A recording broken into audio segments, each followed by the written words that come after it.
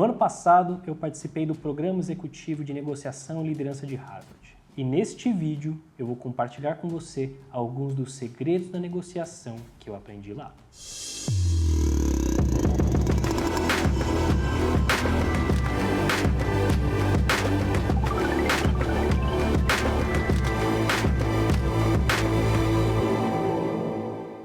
Olá, senhoras e senhores, sejam muito bem-vindos a mais um vídeo deste canal. E caso você não tenha feito isso, inscreva-se nesta bagaça. Se você clicar nesse botãozinho vermelho aqui embaixo, escrito inscrever-se, reza a lenda que você vai conseguir fechar todos os contratos que você está negociando neste momento. É incrível.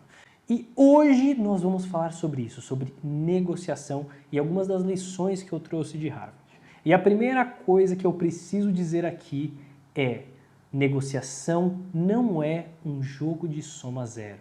Significa que uma negociação não é um jogo em que uma pessoa ganha e a outra perde. E para você ganhar, a outra pessoa tem que perder. Não.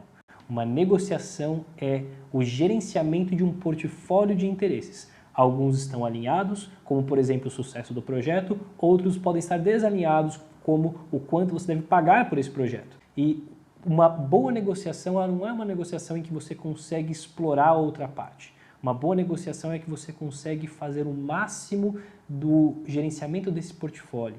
Como que você consegue pegar os seus interesses, o do outro, gerar mais valor para as duas partes e uma vez que você faça isso, aí sim você conseguir capturar o máximo de valor do seu lado. E tanto é verdade isso que existe uma possibilidade de uma negociação ser ruim para os dois, em que os dois saem perdendo. Se você resolve discutir um contrato na justiça, por exemplo, as duas partes perdem. Uma perde menos, mas todo mundo sai perdendo. Lição número 2. Foque em interesses e não nas posições. Posições são o que é pedido em uma dada negociação. Quanto você quer pagar, quais vão ser as condições, o que exatamente está dentro do escopo, isso são posições. Interesses é o que será suprido por essa posição. Então, por exemplo, um interesse muito comum em uma dada negociação é gerenciamento de risco. Todo contrato tem um risco associado e as partes querem diminuir isso ao máximo. Então, quais são algumas posições que uma pessoa pode querer? Ela pode pedir algum tipo de garantia, como uma fiança, uma devolução do valor. Ela pode pedir que o dinheiro seja pago antecipadamente. Existem várias formas de você suprir isso. E quanto mais você focar nos seus interesses e da outra parte também, mais capaz você será de criar alternativas mais criativas para atender o interesse das duas partes, que agreguem mais valor sem ter que ceder em relação a alguma coisa que importa para você. Além disso, quanto mais você conseguir identificar os interesses da outra parte, também da sua, mais você vai conseguir gerar valor para as duas partes durante a sua negociação. Lição número 3, explore o poder do BATNA. BATNA é um acrônimo em inglês para The Best Alternative to a Negotiated Agreement, ou qual é o plano B, qual a melhor alternativa para essa negociação que você tem aqui, para você fechar um acordo aqui. Um BATNA forte é um dos maiores preditivos de boas negociações. Se você tem um BATNA fraco, é muito provável que na hora que você estiver na dúvida se você topa ou não, que as emoções estão ali tomando conta na negociação, você vai ceder mais do que você poderia. Então, na hora de você negociar, é muito importante você pensar: se eu não fechar este negócio aqui hoje, qual a melhor alternativa que eu tenho? E isso vai te ajudar a definir o seu preço de reserva, que é até onde você está disposto a ir em relação a preço. Então, isso é muito forte, muito importante e vai te ajudar a ser firme na hora que a outra parte estiver barganhando com você, tentando te espremer em algo como preço. Por outro lado, é importante você pensar no BATNA da outra parte, que é: e se não fechar, qual é a melhor alternativa que a outra parte tem? É claro que você vai ter que especular, mas dependendo do BATNA da outra parte, você vai ter mais ou menos força na negociação.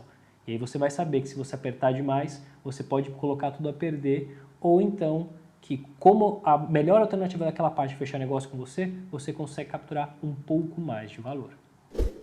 Questione os critérios. Uma das maneiras mais fortes de você virar a negociação a seu favor é você questionar um critério imposto pela outra parte. Nós somos extremamente vinculados à legitimidade. Nós não aceitamos, a gente joga dinheiro pela janela por algo não legítimo. A gente prefere perder dinheiro a topar alguma coisa que nos pareça injusta. Então, legitimidade é algo que tem muita força nas nossas decisões. Então, quando você, por exemplo, tem um cliente que diz para você assim, eu quero 20% de desconto, você poderia dizer para ele, tá bom, me ajuda a entender um pouco melhor qual é o critério que você usou para você chegar nesses 20%. E aí você vai ter uma coisa muito poderosa. Porque ele pode dizer assim, eu meio que não, só porque é o dinheiro que eu tenho. Tudo bem, mas se é um critério legítimo, se a outra parte tem uma limitação, você poderia dizer perfeitamente, tudo bem, então vamos readequar o nosso escopo para que eu consiga atender essa limitação que você tem. Ou então se ele vai dizer, porque é o primeiro trabalho que você faz com a gente, tudo bem, mas como isso se vincula aos 20%?